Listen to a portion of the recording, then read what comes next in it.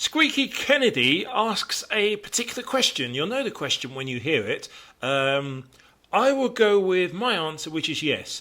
If you hear the question, you know what I'm on about, and yours is a yes, press the like button for yes, or just put yes in the comment section below.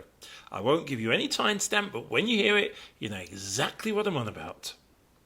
Thank you, Senator. As I said during my opening statement, big oil is frankly the new big tobacco. My colleagues and I have published an article called America Misled, where we lay out the evidence for these similarities.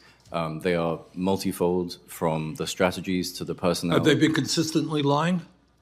The oil industry. Yes. They have been consistently misleading the public about the realities and implications of their products, yes.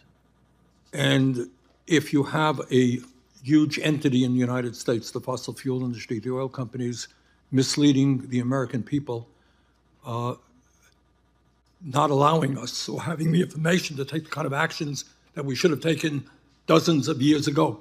What are the implications of that? So it's important to clarify this. I'm not a lawyer, but as my statement made very clear, we have the receipts. We have overwhelming evidence that this industry has known since twice my lifetime about the dangers of their products, and they knowingly and deliberately created a multi-decade, multi-billion-dollar campaign to confuse. And the results of that is that countries all over the world were very slow-moving in attempting to deal with climate change. Is that correct? Yes, that's correct. It's enshrined in the Intergovernmental Panel on Climate Change's most recent assessment that this history of disinformation and lobbying has delayed action on climate change worldwide. Do you have any understanding of how many hundreds of billions or trillions of dollars in damage will take place as a result of that misleading campaign? It's hard to ascribe specific dollar values to specific actions because obviously we live in a complex, multi-connected society. But at the same time, and also I'm not an economist, but economists have studied this, estimate that by around 2030, the consequences of global warming could include a $240 billion COVID-like economic shock every 5 years. So every 5 years. Yeah. Well, in my view, it should not be state government or the federal government having to pick up the bill. I think it's time to ask the people who caused that problem, who lied about that situation, to pick up the bill. Thank you, Mr. Chairman. Thank you, Senator Sanders. Senator Kennedy. Thank you, Mr. Chairman. Dr. Cohen, let me start with you. I think I'm going to ask a few questions. I think these are yes or no or I don't know questions. Last 3 years, unfortunately, the United States economy has experienced substantial inflation. Is that correct? And yes, sir. That inflation is man-made, is it not? Any inflation is man-made, sir. And that man's name is Joe Biden, is it not? Cannot answer that, sir. Okay. Since President Biden took office, average electricity prices in the United States are up 29.4%, are they not? I'll have to check the data and get back to you on that, sir. And isn't it true that electricity prices have increased under President Biden, have increased 13 times faster than the previous 7 years? I'll have to check the data, sir. Okay. And the National Energy Assistant Directors Association, I don't know if you're familiar with them. I've checked them out. They're a reputable group. They say that the average United States electricity bill will go up 10% this year and 10% next year. Is that correct? Again, I'm not familiar with the data, but I can point out, sir, that in Europe, I'm not interested in Europe, prices are 2.5% to 3% higher.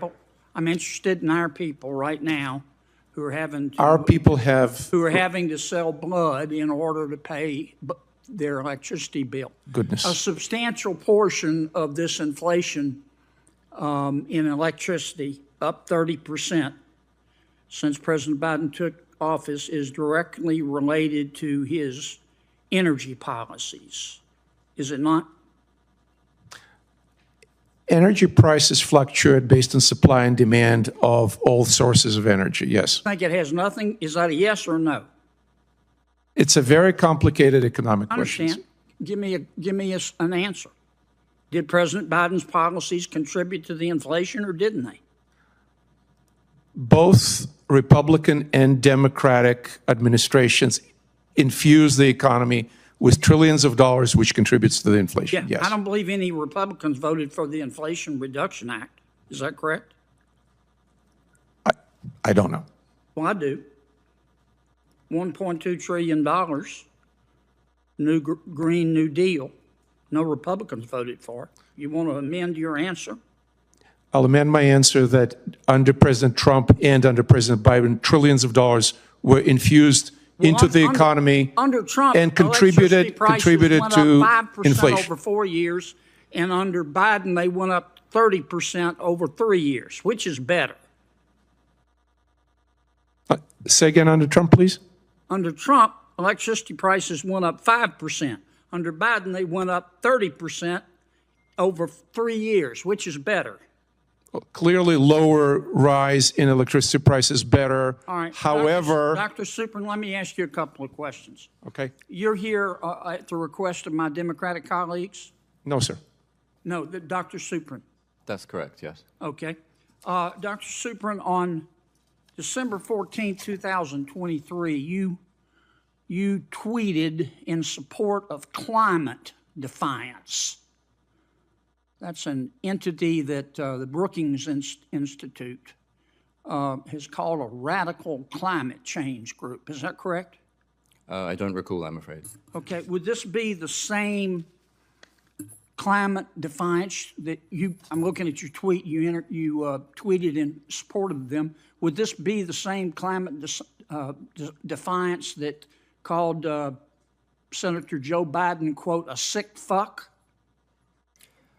I don't know, but as I Would this mentioned be in my- the same climate defiance that called Senator Lisa Murkowski a murderer? I do not know. As I said in my statement... Would this be the same climate defiance who told the CEO of Exxon to, quote, eat shit, Darren, close quote? I'm not responsible for the statements of other Nice people. group you're and I also hanging do not know around the with, answer. Doc. Here's what your tweet says, quote, we do, in support of climate defiance, we do not do online petitions. We do not do NGO coalition letters. We do not do fucking bus stop ads. We chase fossil fuel CEOs and the politicians who do their bidding, and we do not apologize, close quote. Did I read that correctly? That is not my tweet, sir. That is your tweet. I'm looking at it. Nobody Here's a copy right here. It's right off your website, Biggest Dallas. On I'm almost October certain that that is not 31, my tweet, sir. 2023, you said this on Twitter.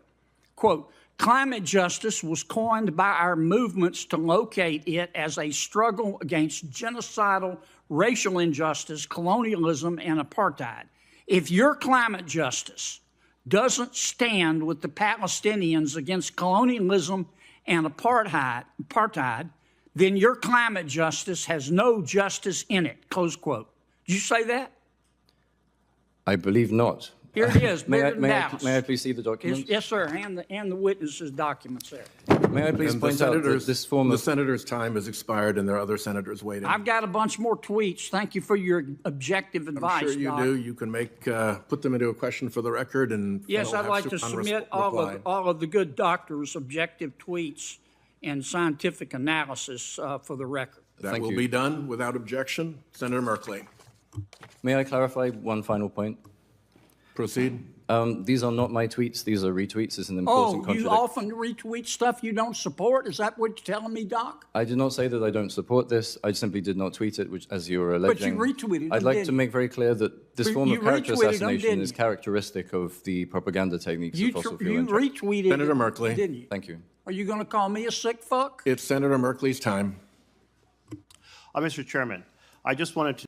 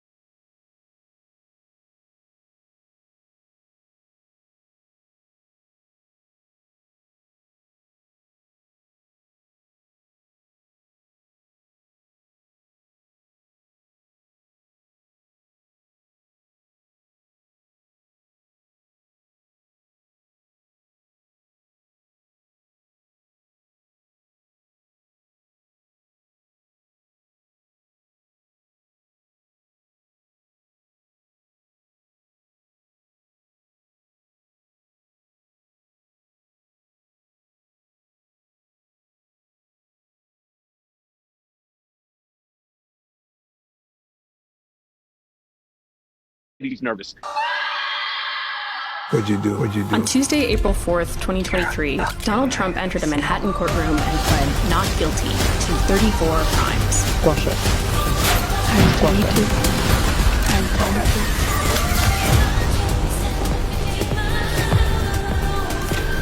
Fucking movie star. You're a fucking movie star. Said tick, tick, tick.